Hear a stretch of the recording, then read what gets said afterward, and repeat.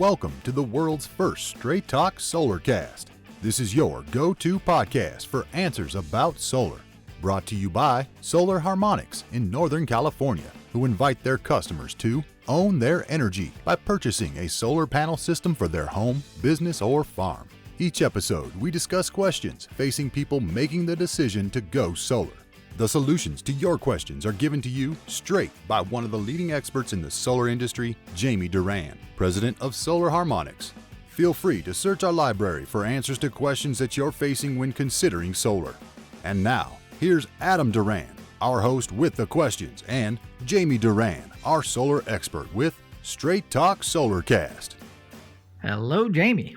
Hello, Adam. How's everything in the land of solar this week? Well, good news. We finally got what the Senate Budget Committee wants to do with the BBB, the federal budget. Oh, not the Brazilian butt lift? That's a different thing. Sorry. Real close, but sure. I got my finger on the pulse, Jamie. All right, feel free. That's up to you. You're a consenting adult, I'm sure. But it's a little bit better than what the House was proposing, which was completely eliminating all solar incentives by the end of the year. And so, if you didn't get your solar project in, goodbye. If it didn't get approved by December 31st, you get nothing on January 1st. So that's changed a little bit. Now, projects can start construction by the end of 2025, and so then they qualify. So we have until December 31st to actually start a project, and then it's unknown. It says it has to be placed in service by the end of 2029 for full credit. So that basically gives us, if we sign up 10,000 people now, which is happening apparently, and then we have until 2029 for them to finish construction. So, that's nicer. Yeah, that is nicer. Now, if you start a residential residential solar project in 2026, the tax credit you'd be eligible for is 18%. Still better than zero, which it was targeted with the House phase out. So what this means is what we were looking at was a complete rug pull, meaning that, like I said, January 1st, no tax credit. So that means we were going to get bombarded, from now until probably September with people wanting to go solar or expand their solar panel systems. And then January 1st, we get zero. And that is highly disruptive. If you have, like I said, 10,000 people wanting to go solar, and then, one day later they're zero, you really are, it's really, really disruptive, not just for the solar companies, but for the customers too, because it's financing and everything that goes along with it, all the supply chain, permit offices, utility companies. So it's kind of nice that if it is going to be phased out, that it drops, it's certainly we're going to have a huge rush in 2025. And then 2026, it drops to 18%. 2027, it drops to 6%. And so that's something. Wow. And then commercial has a whole nother set of drawdowns. But basically no better time to go solar than right now. One huge thing in here is no credits for third-party ownership. And that means if you starting 180 days after the bill is signed or the budget signed, so 6 months essentially, so probably by like January, no solar leasing, no power purchase agreements, no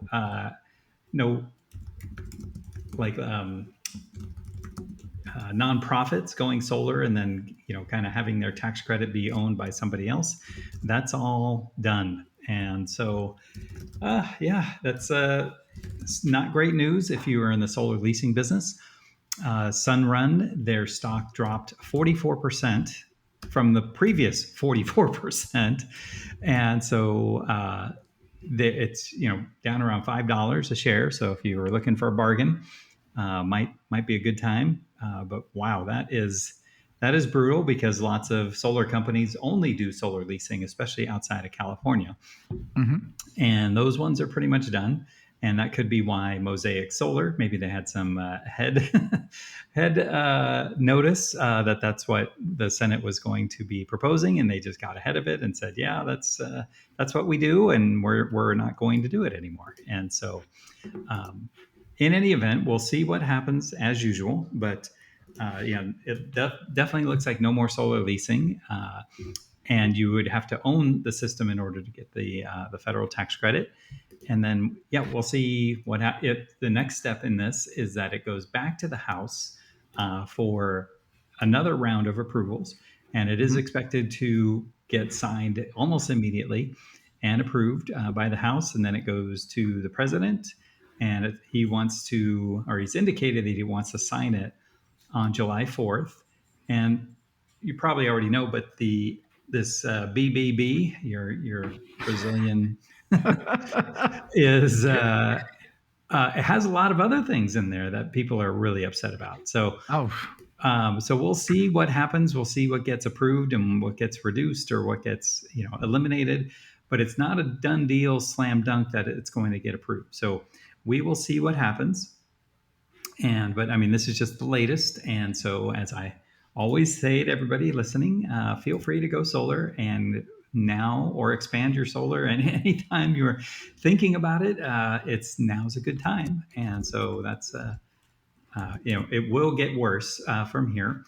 And as I expected, the utility companies are expected to raise their rates. Now they have, California's mandate to go solar by 2045 to get 100% renewable. That doesn't go away. So rather than the incentives, as those go away, the stick of higher prices is imminent. And so it'll still make sense to go solar, it'll still be around, but there's going to be a lot of changes in solar. And so a lot of people are saying, does it still make sense to go solar? I'd say yes. It always makes sense to own your power, but will it make sense to kind of go with a smaller company? It depends, because the smaller company has a lot of salespeople and a lot of overhead. Chances are they're not going to be able to make it if they've really been pushing solar leases and they're high pressure and all of those things. They're going to have a really hard time. But if solar transitions more to a construction basis, where solar companies they're not competing on price, who can be the cheapest, then I think there's an opportunity for solar to continue. And as far as the equipment manufacturers, we get a lot of questions on, should I go with Enphase, which is a microinverter, versus a string inverter, which there's all pros and cons to each. Enphase, their stock dropped another gigantic amount yesterday as well. And we'll see who can stay in business. It's if you lose, the U.S. is the number one consumer of solar equipment, and so if all of those equipment demand goes away, then a lot of these solar companies and solar equipment companies are going to go away. And if there's no financing available, then it's going to be really challenging for people to want to go solar and be able to go solar, and not essentially just take it out of their savings. But we have tons and tons of people that's exactly what they do. They take it from their savings. They pay for it, immediately. They get the 30% tax credit, which comes back to them. And then they look at their electricity bill and say, well, if my bill was $400 a month, how long will it take me to pay for it? They a lot of times ignore how much power has been going up every year. So I recommend anywhere from 6 to 8% is pretty conservative, because we've really been seeing 15%. And so so it's a pretty stable investment. It'll take a little bit longer for it to pay for itself, but solar still makes sense. And it's always better to pay yourself than to continue to buy power from the utility company, and especially if they're raising their rates more and more and more and reducing the incentives to go solar more and more and more, which they understandably will. And it's already happening and has happened already with NEM 2 and NEM 3. And then recently the California legislature said if you have a solar on your home and it's a NEM 2.0, which is the favorable one, when the new buyer gets it, takes ownership, they're now in NEM 3.0. So it's going to be kind of goofball because they're going to lose all their solar value right away. And so it's going to be interesting to see how that goes. What do you think about all this? Well, I mean, it sounds so. One of the things that's always bugged me about the solar industry is the pushing of the lease and the power purchase agreements as a great option. And whenever you see people debate this online, you have the solar salespeople who are like, for some people, this is an excellent. And I'm like, it's an excellent. I mean, does it? My question is, from a consumer point of view, do you think this is a benefit to get rid of? To make that solar leasing more difficult to sell? So in California, it's crazy in my opinion, for anyone to go with a solar lease. But I'm assuming that every single person has a tax liability, a federal tax liability. That saying goes is that, two things you can't get away from is death and taxes. And it's true. I mean, even people who are on Medicare or disability or, a lot of times they're in the CARE program, which at least in California or in PG&E territory, they're on the lower income. So they qualify for a discounted rate. So they're not ideal solar customers anyway. And it probably makes sense for them to just stay with PG&E on the discounted rate rather than switching to solar.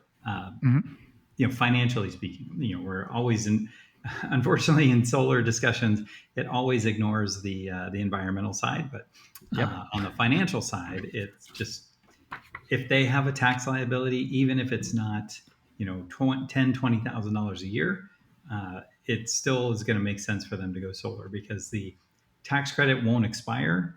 So if they take the tax credit, even a partial amount in the following tax year, it just keeps rolling over until it's exhausted. So I've yet to meet the person who says, I never pay any federal taxes. And if they do, then I'm like, that's maybe Pablo Escobar or somebody living outside the legal means. But that's pretty impressive that they are able to do it without a federal tax liability. And then I said, go ahead and do a solar lease, but keep in mind, talk to any real estate agent or any loan person or any title company, and they will backhand you for wanting to go with a solar lease because it makes their job so much harder, and it can tank a sale of a home. And people are now avoiding homes that have a solar lease on them because they don't want to take over someone else's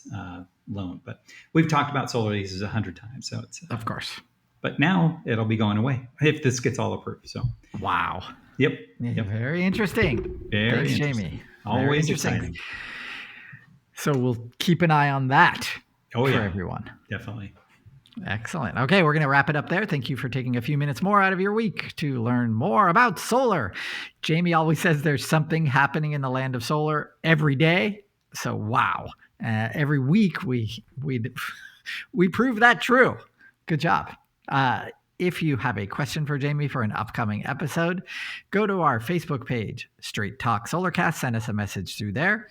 If you'd like to check out a library of our past episodes, go to solarharmonics.com. Click on the podcast link at the top of the page, and you'll be taken to that library. If you have a friend considering going solar, hurry up and refer this podcast to them because, wow, it's ticking. Time's a ticking to get this going because, oh boy, that tax credit, everything going really fast. So until next time, everyone, see you. That's all for now. Thank you for listening to this episode of Straight Talk Solarcast with solar expert Jamie Duran. Join us each week for more answers to your solar questions. Speaking of questions, Got some? Email us at solarcast@solarharmonics.com and we'll be sure to give you an answer in an upcoming episode. This episode of Straight Talk Solarcast is brought to you by Solar Harmonics, the leading solar energy developer in Northern California, who invite you to own your energy. Visit them on the web at www.solarharmonics.com.